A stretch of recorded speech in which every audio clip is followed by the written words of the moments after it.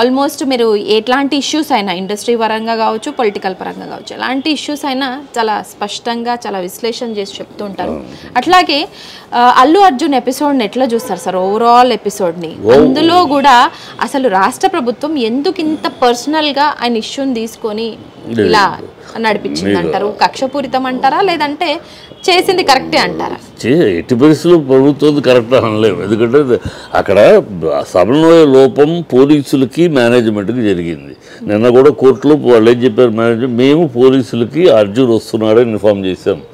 అది మొదటి నుంచి చెప్తున్నారు, ఇన్ఫామ్ చేసి. పోలీసులు ఎస్ఆర్ నో చెప్పలేదు, ఎస్ఆర్ నో అని చెప్తే మరి అర్జున్ అక్కడికి వచ్చాడు, మెట్రో స్టేషన్ దగ్గరికి వచ్చినప్పుడు అక్కడ నుంచి 2 కిలోమీటర్లు థియేటర్కి వాళ్ళే సెక్యూరిటీ ఇచ్చి తీసుకొచ్చారు.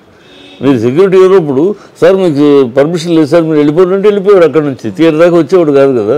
వీళ్ళే సెక్యూరిటీ ఇచ్చి పోలీసులంతా జనాన్ని తోసుకుంటూ వీళ్ళే దారి తీసి వచ్చారు. సో ఇక్కడ పోలీసులకి వీళ్ళకి మధ్య సమన్వయ లోపం. మొదటి 4వ తారీఖు రోజు అవగానే 5వ తారీఖు ప్రెస్ మీట్లో ఏం చెప్పారు, కమిషనర్ పోలీస్ ఆఫీసరు ఏం చెప్పారు, పర్మిషన్ లెటర్ రాశారు డబ్బులు కట్టాలన్నారు. డబ్బులు కట్టలేదు వీళ్ళు, డబ్బులు కట్టాలనే పాయింట్ అక్కడ ఉంది. అది అలా అడుగుకి వెళ్ళిపోయింది. ఫస్ట్ డే మాట్లాడు డబ్బులు కట్టాలి అంటే నార్మల్గా ఏంటంటే ఒక బెటాలియన్ పోలీసులు ఎక్స్ట్రా పోలీసులు కావాలంటే డబ్బులు కట్టాలి. పోలీసులకి డబ్బులు కట్టి తెప్పించుకుంటాం నార్మల్గా.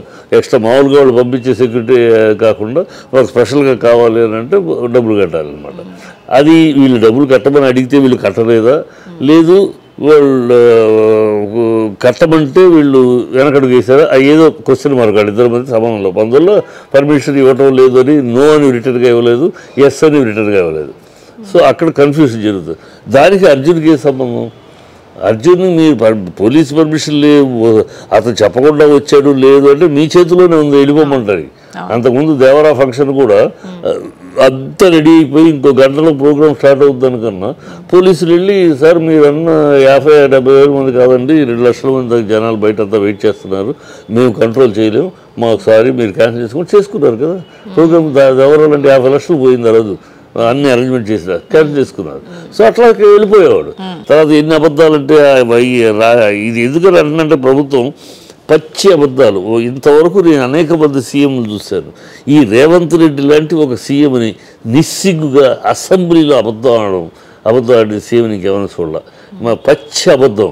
ఏది పోలీస్ ఆఫీసులు వెళ్ళి చెబితే 10:45కి చనిపోయారని 10:45కే చనిపోయారని పోలీసు వాళ్ళు చెప్తే నేను సినిమా చూసి వెళ్తానని అన్నాడని పచ్చి అబద్ధం. పచ్చి అబద్ధం. ఎందుకంటే అమ్మాయి చనిపోయింది 3 గంటలకి, తెల్లారుజామున. అది ఎవరు చెప్పారు? ఆ భర్తే చెప్పాడు. 2:45కి 2:30కి మాకు ఒక ఇంటిమేషన్గా లాస్ట్ రైలు హోప్లెస్ అన్నట్టు చెప్పారు. 3 గంటలకు అఫీషియల్గా కన్ఫర్మ్ చేశారు చనిపోయారు, లాభం లేదు అని. సో ఈ 10:45కి చనిపోయారని చెప్తారు అసెంబ్లీలో. 10:45కి చనిపోయారని మా ఆఫీసర్ వెళ్ళి చెప్తే ఆయన నిర్లక్ష్యంగా నేను సినిమా అయినాక వెళ్తాను ఎలా ఆ మాట అంటాడా? ఒక ఫైట్ సీన్ అయిపోయిన తర్వాత వెళ్తాను, లేకపోతే ఒక పాట అయిపోయిన తర్వాత వెళ్తాను. ఎన్నిసార్లు ఆయన పోయి ఇంటిమేట్ చేసినప్పటికీ కూడా తర్వాత వెళ్తా అనేసి డిలే చేసిండు. దాంతో క్రౌడ్ ని కంట్రోల్ చేయలేకపోయాం అనేసి. అది పచ్చి అబద్ధం. ఎందుకంటే అబద్ధాలు ఎన్ని రకాల అబద్ధాలు అంటే అది ఒకటి 10:45 చనిపోయారు అనేది పచ్చి అబద్ధం. రెండోది పోలీస్ ఆఫీసర్ వెళితే అలా అన్నాడు. మళ్ళీ ఇంకో పోలీస్ ఆఫీసర్ ఇంటర్వ్యూలో ఏం చెప్పాడు? మేము ఆయన దగ్గరికి వెళ్ళలేదు, మమ్మల్ని బౌన్సర్స్ ఆపారు అన్నారు. బౌన్సర్స్ అడ్డుకున్నారు, వెళ్ళలేదు. మరి బౌన్సర్స్ అడ్డుకుంటే వెళ్ళని ఆఫీసరు ఎలా చెప్పాడు వెళ్ళి?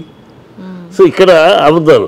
ఈ అబద్ధం కథను తయారు చేసుకుని ఒక స్క్రీన్ తయారు చేసుకుని అది సీఎం తన నోటే మాట అబద్ధాలు చెప్పడం పచ్చి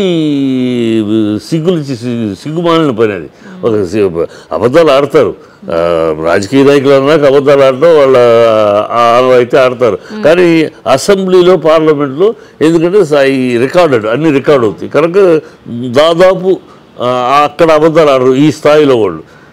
ఉన్న సాక్ష్యాధారాలతో మాట్లాడతారు. ఎందుకంటే అసెంబ్లీ రికార్డెడ్ అన్నీ, అది వెనక్కి తీసుకుంటానికి ఉండదు కనుక అక్కడ కూడా ఇంత పచ్చి అబద్ధం ఆడేశారు.